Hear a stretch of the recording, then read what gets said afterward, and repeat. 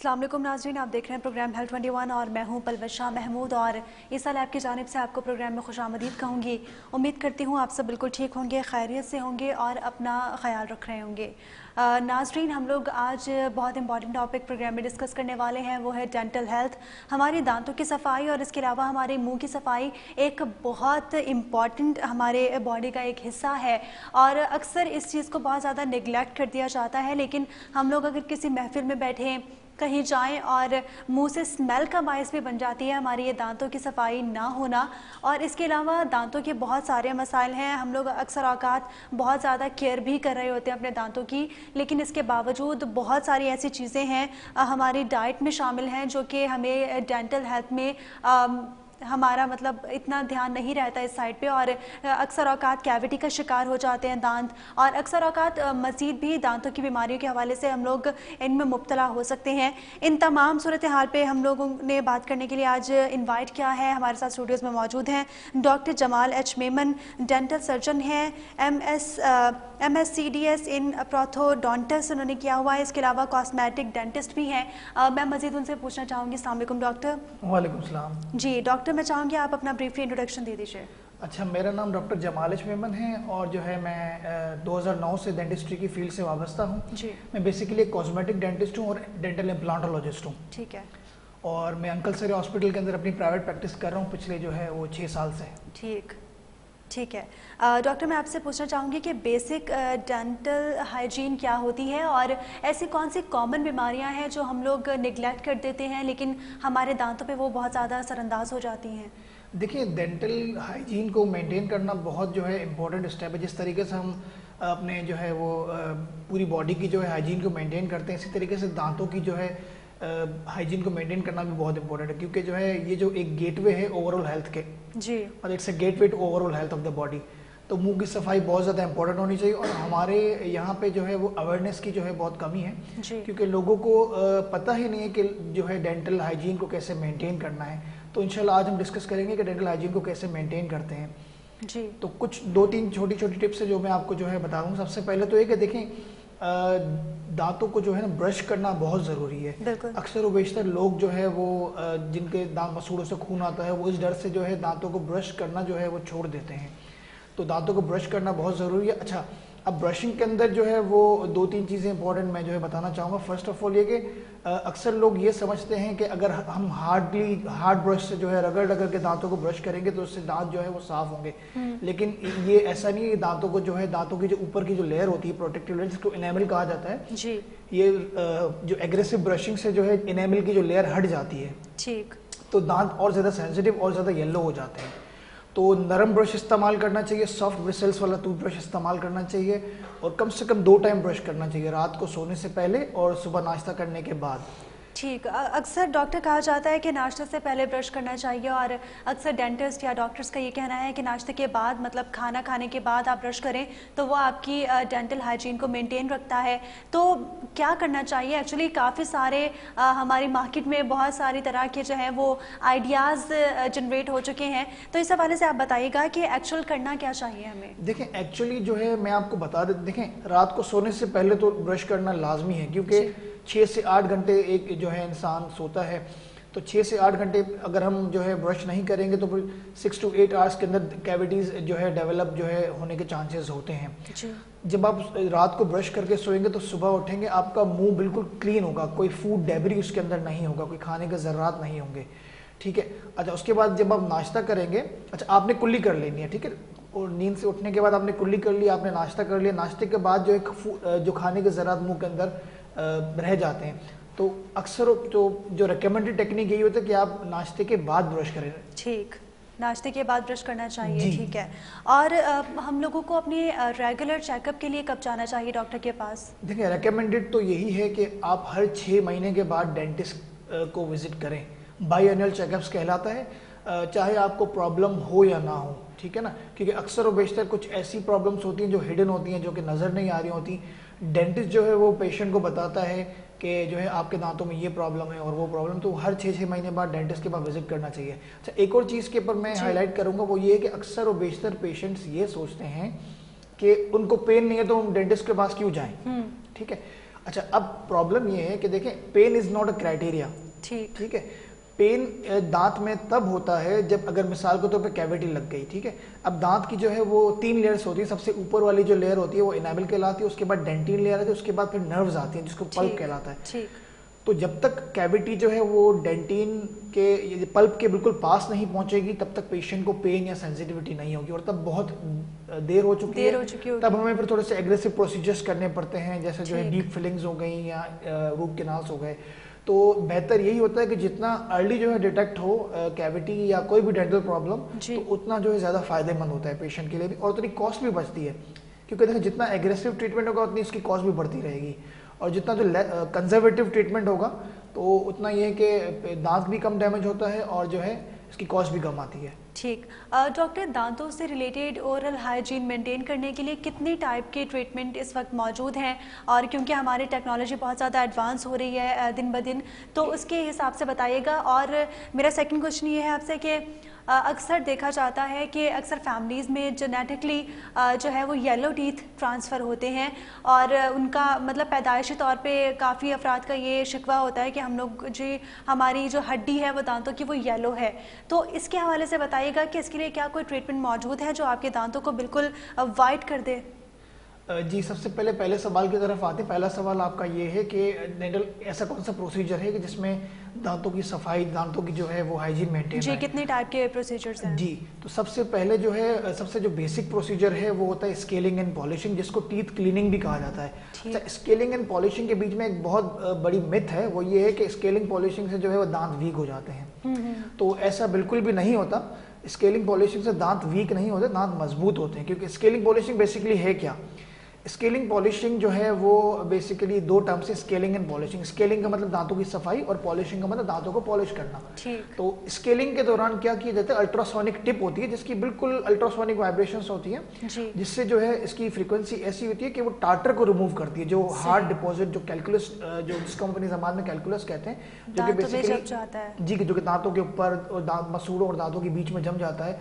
अब ये कैलकुलस करता क्या है, ये दांतों को कमजोर करता है। दांतों का जो सपोर्ट सिस्टम होता है, जो बोन होती है, बोन को जो है रिजॉर्व करवाता है आस्ते आस्ते। बोन, जाहिर सी बात है, जब दांत बोन के अंदर सपोर्टेड है, बोन कम हो जाएगी तो दांत जो है लूज होकर गिर जाएंगे। सेकेंडली ये करवाता है कि दांतों के अराउंड जो मसूड़े होते हैं उनको जो है बहुत ज्यादा ये सुझा देता है। मसूड़े ब्लीड करने लगते हैं, मुंह के अंदर बदबू आने लगती है, दांत का जो है पूरा सिस्टम जो है वो खराब हो जाता है। तो scaling polishing is a very safe procedure और वो करवाते रहनी चाहिए। स्केलिंग पॉलिशिंग में जो है सिर्फ टार्टर को रिमूव किया जाता है, मसूड़ों की हेल्थ को रिवाइव किया जाता है। सही। और उसके बाद स्केलिंग करने के बाद जो है वो दांतों को पॉलिश कर दिया जाता है ताकि उसके ऊपर प्लाक वगैरह ज़्यादा जो है वो एक्यूमुलेट ना हो। ठीक है। और सेकंड क्वेश्चन डॉक्टर मेरा ये था कि कोई ऐसा प्रोसीजर मौजूद है, अवेलेबल है, कि अगर किसी के पैदाइशी येलो हड्डी होती है दांतों की, या फिर उनको येलो टीथ की शिकायत मौसूल होती है, तो उसके लिए क्या ऐसा प्रोसीजर मार्केट में अवेलेबल है कि वो पेशेंट्स जो हैं वो आपके पास आएँ और वो प्रोसीजर जो है उसको अपनाएं? देखिए, येलो टीथ तो बहुत सारी उसकी वजूहात होती हैं, लेकिन जो आपका सवाल स्पेसिफिकली मैं उसी पे रहूँगा कि जेनेटिकली अगर कोई पैदाइशी बच्चा है, उसके दांत येलो हो गए हैं, या कोई इन्वायरमेंटल फैक्टर ऐसा उसको जो है वो मिला है जिसकी वजह से दांत परमानेंटली येलो हो गए हैं या स्टेन्ड हो गए हैं, तो देखिए इसके जो 2-3 रीजंस मैं बता देता हूँ। एक तो ये होता है कि जेनेटिकली पेशेंट के जो है किसी भी बीमारी की वजह से जो है दांत येलो हो जाते हैं। ठीक है। अच्छा, दूसरा इसका मोस्ट कॉमनली जो आजकल नज़र आ रहा होता है वो ये होता है कि कुछ ऐसी एंटीबायोटिक्स होती हैं जो बच्चे खा लेते हैं, जिनको जो कि बगैर डॉक्टर की प्रिस्क्रिप्शन के वो खा लेते हैं, या प्रेग्नेंट औरतें होती हैं वो जो है बगैर डॉक्टर की प्रिस्क्रिप्शन के अपनी तरफ से मेडिसिन जो है वो खा लेती हैं। तो उन जो टेट्रासाइक्लिन ग्रुप होता है एंटीबायोटिक्स का, स्पेसिफिकली मैं उसी की बात करूँगा, वो क्या करता है कि जो प्रेगनेंसी के अंदर जो बच्चा जो है माँ के पेट के अंदर जो ग्रो कर रहा होता है, तो उसके जो दांत होते हैं उसको येलो कर देता है, परमानेंटली येलो कर देता है। या कोई ग्रोइंग बच्चा हो, वो अगर वो एंटीबायोटिक खा ले तो उसके भी दांत परमानेंटली येलो हो जाते हैं। ठीक है। अच्छा, तीसरा जो रीज़न है वो है फ्लोरोसिस। फ्लोरोसिस क्या है? अक्सर व बेशतर हमारे पास पेशेंट्स आते हैं कोयटा से या बलूचिस्तान साइड से, तो उनके पानी में नेचुरली जो है मिनरल कंटेंट स्पेशली फ्लोराइड बहुत ज़्यादा होता है, तो जिसकी वजह से उनके दांत के अंदर बहुत ज़्यादा फ्लोराइड के स्टेन्स हो जाते हैं, और परमानेंट स्टेन्स होते हैं। वो आप कितनी भी स्केलिंग, पॉलिशिंग, क्लीनिंग करवा लें वो नहीं जाते। अच्छा, कमिंग टू योर क्वेश्चन, कि अब क्या करना चाहिए, अब दांत येलो हैं, अब स्माइल भी अच्छी चाहिए, दांत वाइट भी चाहिए, खूबसूरत भी चाहिए, अब क्या किया जाए। तो उस सूरत में ये करना चाहिए कि देखिए हमारे पास डिफरेंट प्रोसीजर्स हैं, तो उसका एक क्राइटेरिया होता है। सबसे पहले तो स्केलिंग एंड पॉलिशिंग की जाती है, उसके अंदर देखा जाता है कि कितने दाग जो है वो रिमूव हुए हैं। ठीक है, स्केलिंग एंड पॉलिशिंग के बाद दांतों को इवेल्युएट किया जाता है कि अब जो है स्केलिंग पॉलिशिंग के बाद अब और कितने दाग रह गए हैं। अच्छा, उसके स्केलिंग पॉलिशिंग से भी अगर दाग नहीं जाते तो दो प्रोसीजर्स होते हैं, micro abrasion and macro abrasion. उसके अंदर क्या किया जाता है कि दांतों की ऊपर की जो लेयर होती है बिल्कुल मामूली सी 0.2 0.3 mm उसको हल्का सा घिसा जाता है कि दांत डैमेज ना हो, दांत सेंसिटिव ना हो। बहुत केयरफुली इसको प्रोसीजर्स को कंडक्ट करवाना पड़ता है और उसके अंदर ऊपर की जो लेयर है उसको हटा दिया जाता है। बिल्कुल सेफ प्रोसीजर है। ठीक है, कोई भी डेंटल में ऐसा प्रोसीजर नहीं है जो कि सेफ ना हो। लेकिन ठीक है डॉक्टर, आपकी बात ठीक है, सेफ प्रोसीजर तो है, लेकिन स्केलिंग और पॉलिशिंग में जिस तरह आपने कहा कि एक मिथ है कि दांत कमज़ोर हो जाते हैं, लेकिन स्केलिंग या पॉलिशिंग करवाने के बाद 2-3 दिन तक दांत आपको झंझनाहट भी महसूस होती है, ठंडा गर्म भी महसूस होता है, इसके अलावा आपके दांत हिल भी रहे होते हैं। इसके क्या वजूहात हैं? अगर ये दांतों को मज़ीद रिवाइव करता है तो ये सब क्यों होता है, झंझनाहट महसूस क्यों होती है? देखिए, दो चीज़ें, एक सेंसिटिविटी और एक दांतों का हिलना। ठीक है, सबसे पहले सेंसिटिविटी पे आते हैं। हाँ, स्केलिंग और पॉलिशिंग करवाने के बाद उम्मूमन जो है दांत पेशेंट्स को सेंसिटिविटी फील होती है, लेकिन वो टेम्परेरीली होती है। 7 दिन से लेकर 14 दिन तक वो टेम्परेरी सेंसिटिविटी, उसके लिए हम पेशेंट्स को माउथ वॉशेस और डिफरेंट चीज़ें दे देते हैं जो कि उनकी सेंसिटिविटी को कंट्रोल करते हैं। वो होती क्यों है? वो होती इस वजह से क्योंकि दांत, मिसाल के तौर पे ये दांत है और ये रूट, ये जो है रूट है जो कि बोन के अंदर है। तो जो कचरा होता है ना, ये दांतों की नेक के ऊपर जहाँ पे रूट और दांत आके मिलती है, यहाँ पे भी जमा होता है और कुछ पोर्शन कचरे का जो है, मतलब टाटर का जो है वो रूट के ऊपर भी जमा हो जाता है। तो जब इसको रिमूव करते हैं तो रूट्स एक्सपोज हो जाती हैं, रूट ओरल एनवायरनमेंट के अंदर एक्सपोज हो जाती हैं। तो जाहिर सी बात है, रूट जो है प्रोटेक्टेड नहीं होती इनेमल की लेयर से, दांत प्रोटेक्टेड होता है। तो जब रूट के ऊपर कोई चीज़ लगती है तो पेशेंट को सेंसिटिविटी होती है। सही। अब ये जो है, अब इसी बात को जहन में रखते हुए हम आते हैं कि दांतों का हिलना। स्केलिंग के बाद दांतों का, लोग कहते हैं कि डॉक्टर साहब हमारे जो है दांत हिल गए हैं। देखिए, वो बेसिकली होता ये है कि ऑलरेडी पेशेंट जो है काफ़ी जो है वो हाइजीन मेंटेन नहीं करते और ऑलरेडी जो है उनके जो मसूड़े जो है वो नीचे आ जाते हैं अपने लेवल से, उनका जो बोन लेवल है वो नीचे आ जाता है। तो जाहिर सी बात है, एक बिल्डिंग है उसका सपोर्ट ही जो है वो नहीं है मौजूद, तो वो जाहिर सी बात है बिल्डिंग जो है वो लूज होने लगती है। तो दांतें भी इसी तरीके से हैं। तो उस सूरत में जो है स्केलिंग पॉलिशिंग फ़ायदेमंद होती है, लेकिन उस सूरत के अंदर हम डिफरेंट प्रोसीजर्स करते हैं। जैसे स्प्लिंटिंग हो गई, स्प्लिंट के अंदर क्या करते हैं, जिस तरीके से मिसाल के तौर पे किसी का फ्रैक्चर होता है, इस तरीके से फ्रैक्चर हुआ जी। और जो ऑर्थोपेडिक सर्जन क्या होता है, फ्रैक्चर को रिड्यूस करके उस पर प्लेट लगा देता है। इसी तरीके से जब दांत है, जब वो हिलने लगते हैं तो उसकी जो अंदर की साइड पे जो है हम एक वायर डाल देते हैं, एक जो है फ्लेक्सिबल वायर होती है, वो जो है फ्लेक्सिबल या रिजिड वायर होती है, वो हम डाल के दांतों को जो है वो मजबूत करते हैं कि दांत अपनी जगह पे टिके रहें। सही। तो बेसिकली ये एक डिलेमा है। अब स्केलिंग उस सूरत में स्केलिंग करवानी भी ज़रूरी होती है और स्केलिंग करवाने से दांत भी हिल जाते हैं। उस सूरत के अंदर पर्टिकुलर सूरत की बात करो जिसको पेरिडोंटाइटिस कहा जाता है। ठीक है। तो उस सूरत में जो है वो डेंटिस्ट आपका बेहतर फैसला करेगा, कुछ एक्सरेज कंडक्ट करेगा, मुआयना करेगा कि जो है आपको स्केलिंग पॉलिशिंग करवानी चाहिए, दांतों को निकलवा देना चाहिए। ठीक। डॉक्टर, अक्सर प्रेग्नेंट ख़वातीन को गायनेकोलॉजिस्ट जो है उनके वो मना कर देते हैं कि इस दौरान आपने कोई भी दांतों का ट्रीटमेंट नहीं लेना, कोई भी ऐसी रेडिएशन आपको ना लगे जिसकी वजह से आपके आने वाले बच्चे पे कोई इफ़ेक्ट हो सके। तो ऐसे कौन कौन से ट्रीटमेंट हैं जो प्रेग्नेंट ख़वातीन को एक स्पेसिफिक टाइम पीरियड के लिए जो मना कर दिए जाते हैं? देखिए, डेंटल एक्सरेज तो जाहिर सी बात है, वो एक्सरे की रेडिएशंस काफ़ी ज़्यादा हार्मफुल होती है, तो अवॉइड ही करने चाहिए। लेकिन अगर जो है किसी डेंटल क्लिनिक में लेड एप्रन मौजूद है, तो लेड एप्रन बेसिकली लेड का जो है एक एप्रन होता है, तो वो फीमेल को पहना दिया जाता है ताकि जो रेडिएशन जो है वो उनके जिस्म तक या उनके बच्चे तक ना जाए। ठीक। तो डेंटल एक्सरेज जो है इस सूरत के अंदर जो है करवाने से, अगर डॉक्टर के पास लेड एप्रन मौजूद है। ठीक। सेकेंडली ये कि देखें, रेगुलर प्रोसेसेस या इलेक्टिव प्रोसेस जो है वो प्रेगनेंसी में अवॉइड करने चाहिए। सबसे पहले जो है आपकी जो गायनेकोलॉजिस्ट को कंसल्ट करें और जो है गायनेकोलॉजिस्ट आपकी बताएंगे कि जो है आपने जो कौन सी मेडिसिन लेनी है, वो मेडिसिन आपने डेंटिस्ट के साथ डिस्कस करना है। ठीक। प्रेगनेंसी के दौरान जो है जो सेकंड ट्राइमेस्टर होता है वो डेंटल ट्रीटमेंट के लिहाज से बहुत सेफ होता है। सेकंड ट्राइमेस्टर का मतलब 4th, 5th और 6th मंथ। ठीक। ये सेफ होता है, इसके अंदर जो है आप इलेक्टिव प्रोसीजर्स भी करवा सकते हैं और इसके अलावा जो जैसे स्केलिंग पॉलिशिंग वो आप थ्रू आउट द प्रेगनेंसी आप करवा सकते हैं, इसके अंदर कोई प्रॉब्लम नहीं है। ठीक है। डॉक्टर, मज़ीद अगर अपनी डाइट की तरफ हम लोग फोकस करें और डाइट के हवाले से बात करें तो डाइट हमें अपनी कैसे रखनी चाहिए, अपनी डाइटरी रूटीन के हवाले से बता दीजिए कि हमें अपनी डेली लाइफस्टाइल में ऐसे कौन से प्रोडक्ट्स, ऐसे कौन सी फूड जो है फूड आइटम ऐड करने चाहिए जिसकी वजह से हम लोग आगे जाके ये दांतों के हवाले से मसाइल से बच सकें। देखिए, सबसे पहले तो मैं ये कहूँगा कि शुगरी जो डाइट है, ऐसी डाइट जिसके अंदर शुगरी कंटेंट बहुत ज़्यादा है जी, तो वो अवॉइड करना चाहिए। ऐसी चीज़ें जो चिपकती हैं दांतों के ऊपर, जैसे टॉफ़ी हो गई कोई भी जो कि दांतों के ऊपर चिपकती है, या कोई भी इस तरीके से चिप्स जो कि दांतों की जो है वो ऊपर की साइड के ऊपर चिपक जाते हैं, तो स्टिकी फूड और जो है शुगरी फूड अवॉइड करना चाहिए जितना पॉसिबल हो सके। और सेकेंडली ये कि ऐसी डाइट लेनी चाहिए जिसके अंदर जो है जूसेस ज़्यादा हों, जैसे सिट्रस फ्रूट्स हो गए, मौसमी हो गई, नारंगी हो गई, या ऐसे फ्रूट्स जिसके अंदर रस ज़्यादा होता है, ऐसे जो है फ्रूट जो है वो लेने चाहिए। हेल्दी वेजिटेबल्स, ग्रीन वेजिटेबल्स ये लेने चाहिए। इसके अलावा जो है फ़िश लेनी चाहिए, और नट्स जो है वो ऐसी चीज़ें जिसके अंदर फ्लोराइड कंटेंट थोड़ा सा ज़्यादा हो, मिनरल ज़्यादा हो, दूध पीना चाहिए। तो इस तरह की चीज़ें जो है वो डाइटरी देखें, डाइट डायरेक्टली अफेक्ट करती है दांतों के ऊपर। जितनी अच्छी डाइट आप हेल्दी डाइट लेंगे, आपके दांत भी मजबूत होंगे, आपकी ओवरऑल हेल्थ भी जो है वो अच्छी होगी। ठीक है, ओरल हेल्थ हमारी इम्प्रूव होगी। अगर बच्चों के हवाले से बात करें तो डॉक्टर, स्कूल गोइंग जो बच्चे होते हैं अक्सर उनमें देखा जाता है कि बहुत ज़्यादा उनको दांतों के हवाले से बहुत प्रॉब्लम्स फेस करनी पड़ती हैं, क्योंकि पेरेंट्स की इतनी तवज्जो नहीं होती अपने बच्चों पे और उनकी डाइट पे ख़ास तौर पे। अगर 1-2 साल के बच्चों को देखिए तो मदर क्या करती हैं कि दूध में जो है वो शुगर ऐड करके बच्चे को फीडर में बना के दे दिया और बच्चा वो कंटिन्यूसली पीता रहता है, और बच्चे को इतनी आदत हो जाती है कि बच्चा फिर कोई शुगर के बगैर चीज़ एक्सेप्ट ही नहीं करता। तो ये कितनी हार्मफुल हो सकती है बच्चों के लिए? देखिए, दूध के अंदर शुगर का ऐड करना जो है वो रिकमेंडेड नहीं होता, क्योंकि जाहिर सी बात है कि शुगर जो है वो कैविटीज़ कॉज करती है।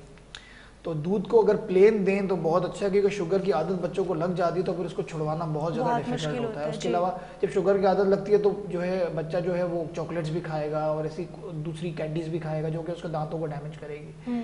तो फर्स्ट ऑफ ऑल ये जो है अवॉइड करना चाहिए। अच्छा, सेकेंड कॉमन मिस्टेक जो है वो ये होती है, जो माएँ करती हैं, वो ये करती हैं कि जो दूध की बोतल देके उनको सुला देती हैं। बिल्कुल ऐसे ही। अब होता ये कि देखें, एक तो जो मिल्क होता है उसके अंदर नेचुरली एक शुगर मौजूद होती है जिसका नाम होता है लैक्टोज।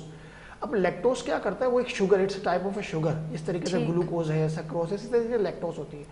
तो जब देखें फर्स्ट सेगमेंट में मैंने आपसे यही कहा कि दांतों को जो है सोने से पहले ब्रश करना चाहिए। बिल्कुल ऐसे ही। तो अगर जो है बच्चा दूध की बोतल लेके जो है सो जाता है, 6 से 8 घंटे वो सो जाता है, तो जो लैक्टोज ने अपना काम कर देना है। शुगर जो है वो, अच्छा, दांतों में कैविटी कैसे लगती है कि मिसाल के तौर पे कोई भी शुगर है, ग्लूकोज है, सक्रोज है, लैक्टोज है, तो दांत के अंदर मौजूद है, मुंह के अंदर मौजूद है।